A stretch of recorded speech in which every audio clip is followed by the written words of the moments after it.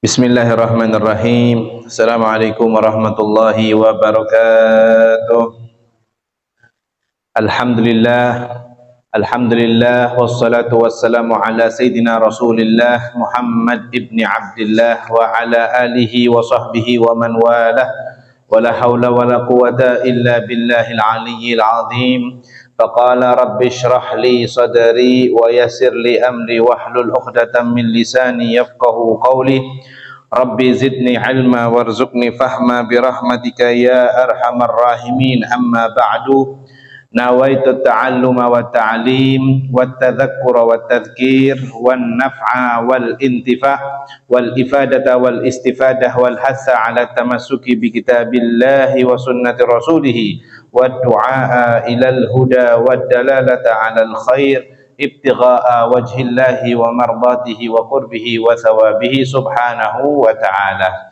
Alhamdulillah, wassalatu wassalamu ala sayyidina Rasulillah.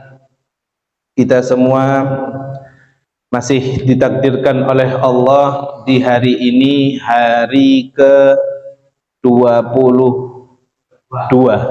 Berarti nanti malam 23 di bulan Ramadan. Sungguh hari-hari di bulan Ramadan ini tidak bisa kita stop sesaat, kita tidak bisa memberhentikan sesaat, ya. Lajunya terus berjalan, ya. Dari hari pertama kita duduk di masjid ini beriktikaf bersama-sama, lalu kemudian hari ke-7, hari ke-9, hari ke-15, hari ke-17, hari ke-20 hingga tepat, ya, hari ini hari ke-22, nanti malam sudah malam 23. Maka mudah-mudahan Allah Subhanahu wa ta'ala terima pahala puasa kita di bulan Ramadan tahun ini, dan semoga diterima oleh Allah dengan puasa yang sempurna, ibadah yang sempurna, lebih baik daripada Ramadan tahun lalu. Amin, Allahumma amin. Salawat serta salam semoga selalu tercurahkan kepada baginda besar Nabi kita Muhammad sallallahu alaihi wasallam, yang karena beliaulah kita bisa memaknai, kita bisa mengerti bulan Ramadan itu, bisa mengerti keutamaan bulan Ramadan lebih baik daripada bulan-bulan yang lain. Hadirin jamaah Masjid Al-Khair dan Al-Mustami'in, kali ini tema kita adalah 3 amalan pokok bulan Ramadan, ya. Apabila kita mengenal suatu ibadah tapi kita tidak mengetahui pokok dari amal ibadah yang kita lakukan itu, maka bisa dibilang ibadah kita sia-sia, ya. Seperti halnya kita wudhu tapi sambil berbicara, kita wudhu tapi tidak sesuai dengan ajaran Nabi Muhammad SAW, berarti wudhu kita tidak mendapatkan pahala yang sempurna. Maka kita wajib mengetahui ilmunya wudhu dulu, bagaimana cara wudhu yang baik dan benar. Wabil khusus yang kita ketahui dalam berwudhu bukan fardu wudhunya saja, ya. Kita harus mengetahui sunnah wudhu juga, ya. Karena apa? Karena Rasulullah SAW mencontohkan cara berwudhu kepada kita bukan dengan fardunya saja, melainkan juga dengan sunnahnya. Maka 3 amalan pokok di bulan Ramadan sesuai tema pada sore hari ini, yaitu yang pertama kita sudah ketahui, ya, kita sudah berpuasa di bulan Ramadan. Alhamdulillah, kita sholat 5 waktu, kita sedekah, kita berbuat ibadah-ibadah yang lain seperti mengaji dan lain sebagainya, ya. Maka bisa dirangkumkan oleh para ulama 3 amalan pokok di bulan Ramadan. Yang pertama adalah meningkatkan sholat, ya. Meningkatkan sholat artinya menambahkan dari yang biasanya sekedar sholat fardu, tapi ketika dia masuk ke bulan Ramadan, dia tambah dengan sholat sunnah, ya. Apabila seseorang sebelum masuk bulan Ramadan tidak terbiasa dengan sholat sunnah 12 rakaat, sholat sunnah qobliyah ba'diyah, ya, maka dia biasakan di bulan Ramadan maka insya Allah setelah bulan Ramadan keluar dia akan terbiasa dengan sholat sunnah tersebut. Bahkan para ulama mengatakan sholat qobliyah dan sholat sunnah ba'diyah itu pelengkap sholat fardu. Bahkan para ulama menafsirkan kalau ada orang yang sholat fardunya tidak khusyuk, ya, tapi dia sholat qobliyah atau sholat ba'diyah, maka sholat qobliyah dan ba'diyahnya menutupi sholat fardunya yang tidak khusyuk itu tadi. Loh, saking apanya? Saking mulianya sholat sunnah qobliyah dan ba'diyah, ya. Di antaranya sholat sunnah qobliyah dan ba'diyah, ya, 12 rakaat, ada 12 rakaat yang mana rawatib itu selalu, ya, sholat sunnah rawatib tersebut selalu dilakukan oleh Rasulullah SAW. Ada yang muakkad dan ada yang ghairu muakkad. Yang muakkad di antaranya sholat sunnah itu adalah 2 rakaat sebelum subuh. Itu selalu dilakukan oleh Rasulullah SAW, ya. 2 rakaat sebelum iqamah, ya. Jadi setelah adzan subuh kemudian sebelum iqamah seseorang sholat 2 rakaat niat usolli sunnatal fajri rakaataini lillahi ta'ala, bukan usolli sunnah qobliyatus subuh, ya, usolli sunnatal fajri rakaataini lillahi ta'ala, 2 rakaat. Maka pahalanya disebutkan di hadis yang sahih, Rasulullah SAW bersabda, rakaatani fil fajri khairum minad dunya wa ma fiha. 2 rakaat fajar itu lebih baik daripada dunia seisinya. Isi dunia sudah kita ketahui, jangankan isi dunia, isi sebuah negara saja itu berapa kalau dinominalkan uang, ya, atau sebuah kampung dinominalkan rumah fulan sak kampung, dinominalkan, diakumulasikan keuangannya itu berapa, ya. Ini bukan kampung atau bukan negara, tapi kata Allah, kata Rasulullah SAW sesuai dengan ganjaran yang Allah berikan kepada orang yang sholat sunnah fajar, dunia. Jadi dunia itu kalau diakumulasikan, dinominalkan, itu kalah sama 2 rakaat sebelum sholat subuh. Ya, makanya jangan sampai kita sholat subuh tapi tidak sholat sunnah fajar, eman, ya. Bahkan ada disebutkan nanti insya Allah di tafsir, ya, ditafsirkan di bab fikih, ada orang yang ketinggalan sholat subuh, terus dia mana yang lebih utama, sholat sunnah fajar dulu atau imam yang sudah takbiratul ihram dia ngikuti sholat subuhnya dulu. Nah, di situ ada perincian. Kalau misalnya memang nggak nututinya itu membuat seseorang hilang pahala sholat jamaahnya, maka ada ulama yang berpendapat boleh sholat sunnah fajarnya setelah sholat subuh, ya. Loh, bagaimana sedangkan sholat sunnah habis subuh kan diharamkan? Nah, ini ada perincian.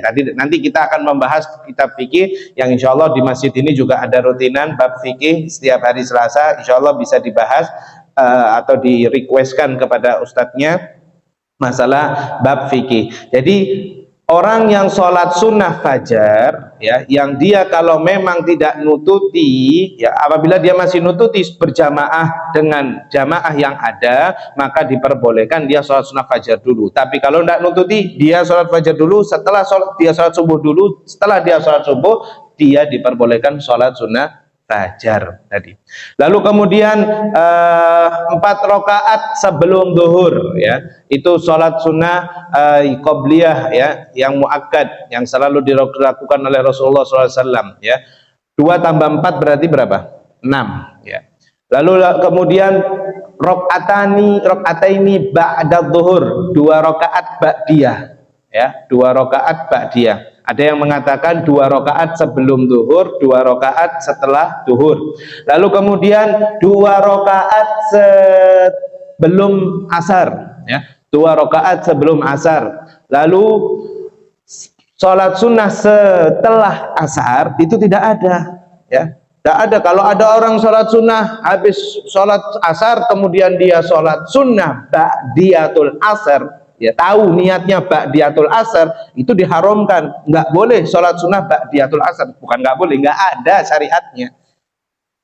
Berbeda dengan kalau memang seseorang itu sholatnya sholat qadha, mengqadha sholat di waktu setelah sholat asar, diperbolehkan, ya. Jadi dilihat dulu, jangan kita memfatwakan, oh ini mengada-ngada, tapi kita harus tanya dulu, sampean sholat apa? Oh saya sholat qadha. Boleh atau tidak dilakukan sholat qadha di setelah sholat asar? Boleh, ya. Atau sholat sunnah yang mana disebutkan ada sebabnya mutaqaddim, sebabnya di awal, ya. Kalau sebabnya di awal, ya, itu diperbolehkan. Seperti sholat sunnah tahiyatul masjid, sholat sunnah wudhu, ya. Ada lagi sholat sunnah yang sebabnya mutaakhir, sebabnya diakhirkan. Seperti apa? Istikharah, kemudian hajat, taubat. Nah, kalau misalnya sholat istikharah, sholat hajat, sholat taubat, atau sholat sunnah yang selain sholat yang sababuhu mutaqaddim tadi, sebab yang di depan tadi, maka dia tidak boleh sholat setelah asar, diharamkan, kecuali di Masjidil Haram Mekah, ya. Di sholat, ada orang sholat sunnah habis sholat subuh, misalnya ada orang mau sholat hajat, sholat taubat setelah sholat subuh di Masjidil Haram di Mekah, diperbolehkan, boleh, bebas ibadah di Masjidil Haram itu bebas, mau habis asar, mau habis maghrib, mau habis subuh, yang dimana masjid-masjid itu diharamkan sesuai dengan sabda Nabi, tapi di Masjidil Haram bebas, terserah. Habis sholat misalnya, ya, habis sholat asar, assalamualaikum, imam Masjidil Haram, assalamualaikum, assalamualaikum, kita sholat hajat, sholli sunatul hajat, Allahu Akbar. Sebenarnya di masjid-masjid di seluruh dunia itu diharamkan, tapi kalau di Masjidil Haram diperbolehkan. Silahkan, kata Rasulullah SAW, ya. Lalu kemudian sholat sunnah yang muakkad lagi ialah sholat sunnah ba'diyatul maghrib, 2 rakaat setelah maghrib, itu disunahkan. Kalau sebelum maghrib bagaimana Ustadz? Sebelum maghrib yang dimaksud bagaimana? Apabila sebelum adzan maghrib itu diharamkan, tidak boleh. Tapi yang dimaksud sebelum maghrib itu sebelum sholatnya. Jadi habis adzan maghrib, ada waktu sebelum menjelang iqamah, sholat qobliyatul maghrib. Boleh atau tidak? Boleh. Tapi ghairu muakkad, jarang dilakukan oleh Rasulullah. Tapi Rasulullah pernah melakukannya. Ya, kalau sudah adzan maghrib sebelum qomat mau sholat 2 rakaat, monggo, enggak apa-apa, ya. Tapi ghairu muakkad. Lalu ghairu muakkad di sini bukan enggak sunnah, ya, akan tetapi Rasulullah jarang melakukannya, ya. Kemudian setelah ba'diyatul maghrib, sholat sunnah yang muakkad yang selanjutnya adalah sholat sunnah rakaataini ba'da sholatil isya, 2 rakaat setelah sholat isya. Beberapa waktu lalu sebelum Ramadan tiba ada video yang viral, orang itu lebih baik sholat sunnah ba'diyatul isya karena lebih afdol daripada sholat taraweh. Hati-hati, dari video itu jangan disalahpahami, yang mana sholat ba'diyatul isya memang betul pahalanya lebih besar dari taraweh, akan tetapi bukan kita harus meninggalkan taraweh. Ingat, taraweh ini ibadah yang cuman tiap tahun saja, tahunan, ya, yang hanya terjadi di bulan Ramadan saja. Kalau ba'diyatul isya selain di bulan Ramadan kita juga bisa, ya. Nah, jadi ada yang mengatakan setelah melihat video itu, berarti kalau gini, kalau ba'diyatul isya itu lebih utama dari taraweh, ya wes aku tak ba'diyatul isya, tarawehnya nggak usah. Hati-hati, bukan, yang dimaksud bukan seperti itu. Ba'diyatul isya memang lebih bagus, lebih mulia, lebih afdal dari taraweh, akan tetapi taraweh juga mulia, taraweh juga bagus. Karena apa? Karena ibadah sholat taraweh adalah ibadah yang sifatnya tahunan. Lalu kemudian ma'asyiral hadirin, amalan pokok, ya, 3 amalan pokok. Yang pertama tadi sudah kita bahas, meningkatkan sholat, ya. Berarti artinya meningkatkan ini kita menambahkan sholat kita yang biasanya sekedar sholat fardu, ayo kita rutinkan sholat sunnah di Ramadan, ya.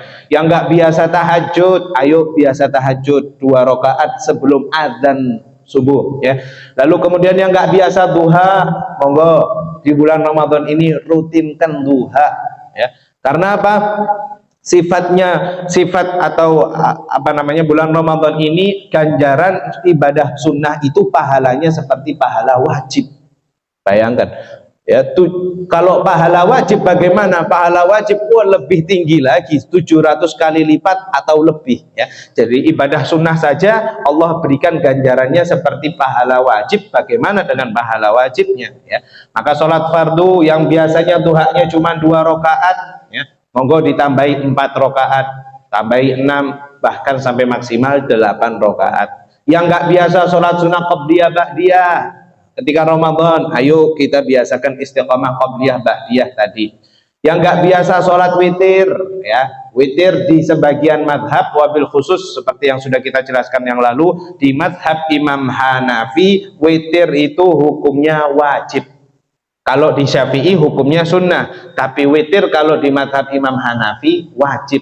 Apa dalilnya? Sesuai dengan sabda Nabi Muhammad SAW di hadisnya yang sahih yang diriwayatkan oleh Imam Bukhari dan Muslim, innallaha witrun yuhibbul witra. Allah itu tunggal dan mencintai hal-hal yang tunggal ya.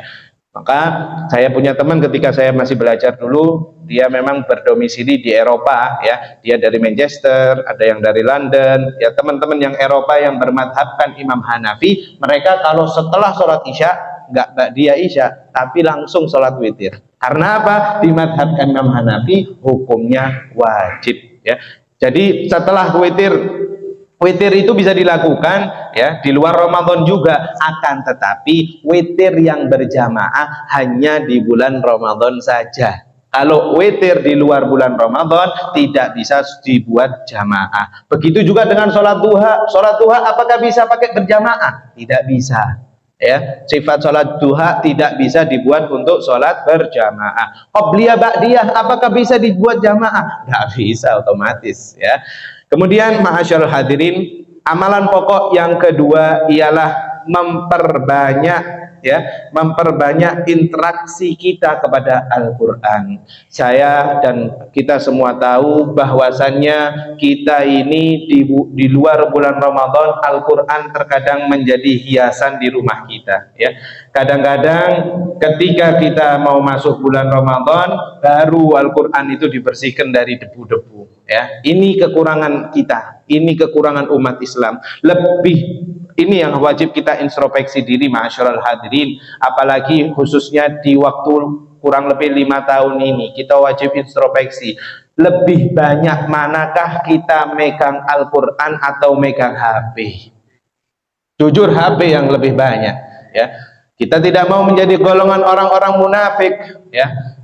Kita memang butuh HP, akan tetapi HP itu bukan untuk kebutuhan rohani kita ya.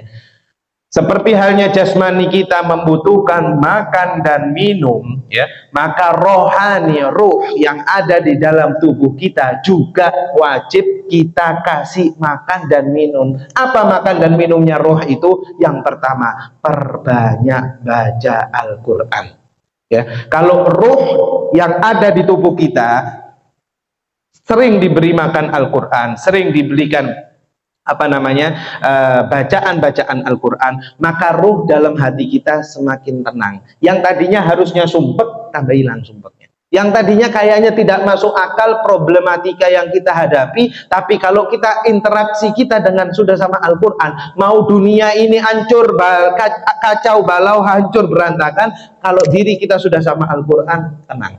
Itu enaknya. Mukjizat terbesar umat Islam yang diberikan oleh Nabi Muhammad SAW adalah Al-Quran ya. Apapun yang terjadi, kalau kita sudah mahabbahnya, kekuatan cinta kita sama Al-Quran, maka sudah hilang semuanya itu ya. Makanya disebutkan Rasulullah itu punya keluarga di dunia ini. Siapa itu? Siapa keluarga Rasulullah? Bukan ahlul baitnya, bukan. Dalam sabdanya siapa? Ahlul Quran. Ahlul Quran adalah keluarganya Rasulullah di dunia ya. Maka nanti akan dicari di akhirat siapa yang suka Al-Quran, nanti akan dicari oleh Rasulullah SAW hamba-hambanya yang mencintai Al-Quran. Ayo mulai dari Ramadan ini Mari kita bertafakur, ya, bertafakur, berpikir, sudahkah benar kehidupan kita 5 tahun ini dengan adanya handphone di tangan kita? Sudah seringkah kita baca Al-Quran? Usahakan kita harus adil. Kalau memang HP ini kebutuhan, ya, oke, berarti imbangkan. Baca Al-Qurannya 1 jam, megang HP-nya 1 jam. Kalau sudah ini bisa kita lakukan, top. Berbeda kalau kita nggak imbang, bahkan curang kepada Allah. Baca Al-Quran 5 menit ngantuk, tapi HP 1,5 jam, scroll terus 2 jam, meskipun nggak main game, ya, cari apa wae segala macam, kuat, hati-hati, ini akan diminta pertanggungjawabannya di hadapan Allah Azza wa Jalla. Kebutuhan seseorang untuk bersosial media, memegang handphone itu boleh, tidak munafik, boleh, tapi imbangkan dengan kita memegang Al-Quran, ya. Kalau memang kita sudah bisa imbangkan di bulan Ramadan ini, ya, dengan kita megang Al-Quran lebih banyak, interaksi kita lebih banyak Al-Quran daripada kita memegang handphone, maka insya Allah mudah-mudahan kita termasuk golongan hamba-hamba Allah yang dicintai.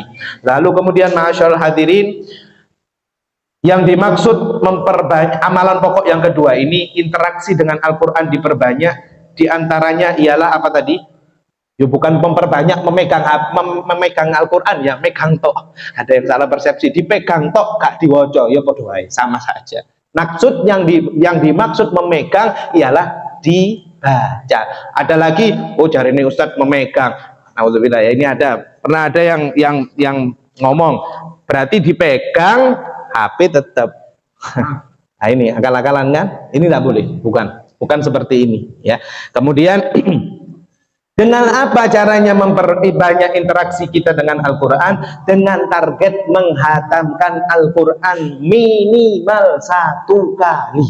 Itu sudah sering para ustadz di sini, apalagi yang di depan panjenengan sekarang ini, sering kita mengatakan itu minimal 1 kali, minimal 1 kali. Kenapa? Karena wujud cinta kita kepada Al-Quran itu diantaranya target hatam ya bulan Ramadan. Ya, karena ketika di luar bulan Ramadan kita lihat pasti lebih leye-leye kita itu, pasti lebih males daripada di luar bulan Ramadan, ya. Maka suatu kesempatan yang luar biasa kita minimal menghatamkan Al-Quran minimal 1 kali di bulan Ramadan. Kalau memang satu juz 1 hari itu berat, paling tidak setiap habis sholat fardu 4 halaman. 4 sufha, 2 sufha berarti 4 halaman, 4 bolak-balik. 4 dikalikan 5 dalam 1 hari berarti kita sudah bisa membaca 1 juz, ya. Jadi kalau kita 1 juz itu berat, paling tidak habis sholat, ya, habis sholat fardu 4 halaman. Susah habis sholat fardu langsung 4 halaman, sebelum sholat fardu 2 halaman, ya, 2 halaman sebelum sholat fardu, 2 halaman setelah sholat fardu 2 halaman lagi, 2 halaman lagi, jadi 2, 4, ya. Kalau memang kita membaca Al-Quran 1 hari 1 juz itu berat, karena rumusnya seperti itu, ya. Kemudian kalau memang sudah kita target hatam Al-Quran 1 bulan 1 kali itu sudah tercapai, terus bagaimana? Apa selanjutnya? Ayo tadabburi Al-Quran. Anda di masjid ada Al-Quran dengan terjemahan, ya, buka mulai dari Alif Lam Mim surat Al-Baqarah, atau udah Al-Fatihah dulu, enggak apa-apa, sudah dari surat Al-Fatihah dulu. Kemudian ketika Anda buka, Anda baca artinya.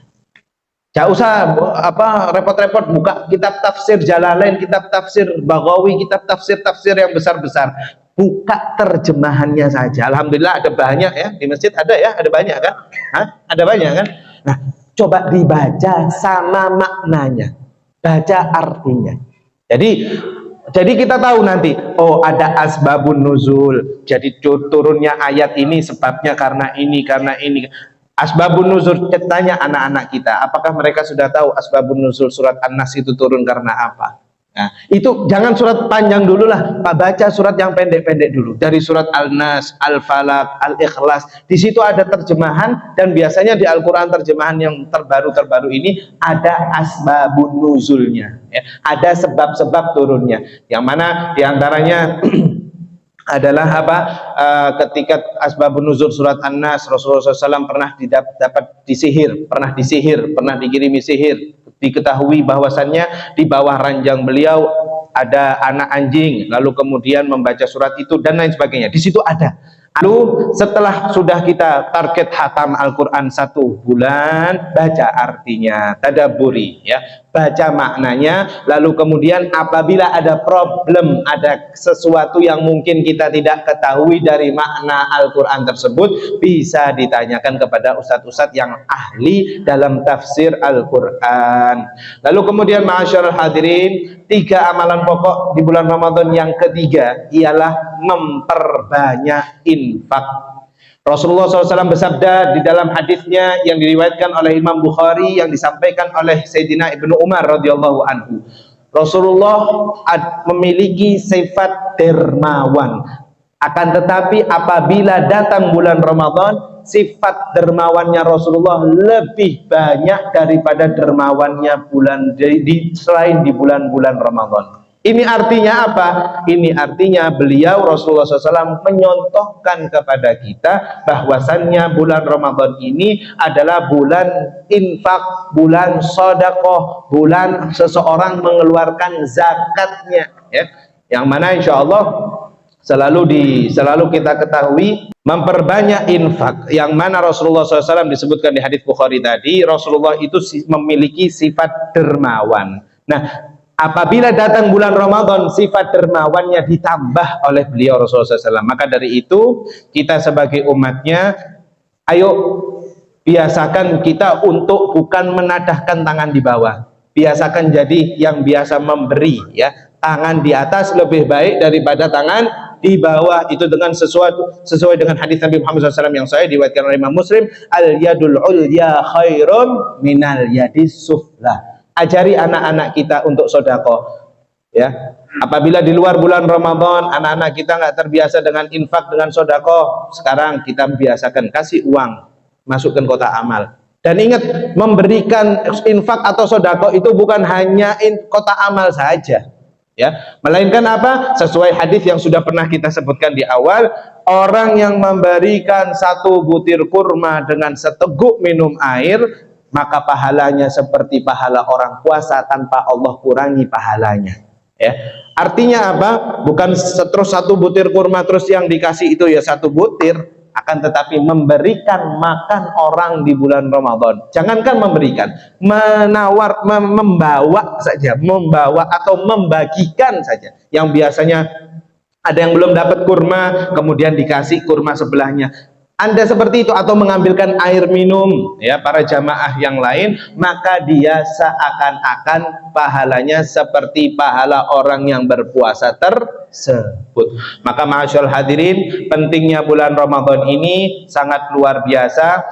Orang yang suka berpuasa itu diantara khasiatnya adalah jasadnya itu utuh, ya. Selain sesuai dengan hadis Nabi yang lain, orang yang puasa itu masuk surga Ar-Royan, ya, surga khusus orang yang cinta sama puasa. Jadi puasanya itu tidak berat, bukannya puasa itu aras-arasan, wah Ramadan maneh, wah poso maneh, bukan seperti itu. Artinya apa? Ikhlas karena Allah, ahlan wa sahlan, selamat datang bulan Ramadan, aku niat puasa, jadi cinta dengan puasa, maka insya Allah dia akan dimasukkan surga khusus yang bernama surga Ar-Royan. Semoga kita termasuk di dalamnya. Di antaranya tadi adalah orang yang jasadnya utuh, ya. Siapa itu? Sahabat Nabi yang bernama Abu Talha. Beliau adalah sahabat Nabi mulai dari zaman Rasulullah sampai Rasulullah wafat, Sayyidina Abu Bakar wafat, Sayyidina Umar mendapati zaman Nabi, zaman Sayyidina Abu Bakar, zaman Sayyidina Umar. Senang sama puasa. Beliau kalau nggak puasanya itu kalau nggak sakit atau di momen-momen yang memang diharamkan untuk puasa, beliau nggak puasa. Cinta, ya, sama puasa. Sehingga ketika beliau sudah sepuh, anaknya mengatakan ketika itu beliau juga ikut perang Badar, perang Hunain, perang Uhud, ya. Beliau juga berjasa ketika perang Uhud bersama Rasulullah SAW. Nah, ketika di akhir hayatnya, beliau dengan anaknya keluar untuk jihad, ya, dengan usia yang sepuh, dengan dengan kondisi puasa, si anak mengatakan, wahai ayahku, kembalilah engkau ke rumah, kembali ke rumah untuk istirahat. Lalu kemudian beliau Sayyidina Abi Thalha ini mengatakan firman Allah Subhanahu wa taala di surat At-Taubah ayat 41 yang artinya bahwasannya Allah memerintahkan orang meskipun ringan ataupun berat dalam keadaan apapun untuk berjihad. Lalu ketika menyampaikan ayat itu, tidak lama ketika peperangan itu bersama anaknya, beliau wafat. Nah, ketika beliau wafat, tidak ditemukan tempat untuk menguburkan. Di pulau tersebut nggak dapat tempat untuk menguburkan ayahnya itu. Hingga 1 bulan penuh ketika sampai pulang ke Madinah, sampai dikubur. Dan jasad beliau tidak berubah apapun, seperti orang tidur.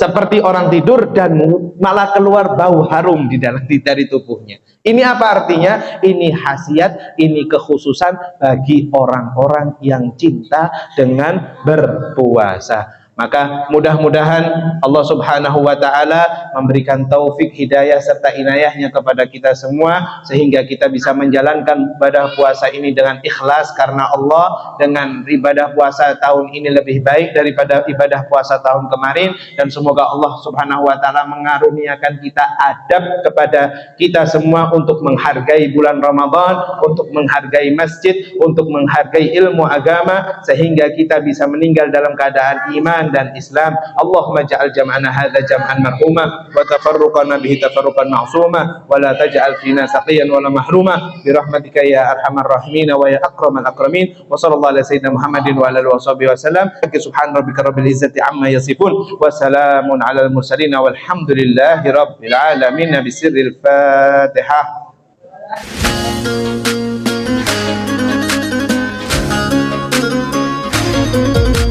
اليادي اليادي اليادي يما لعبي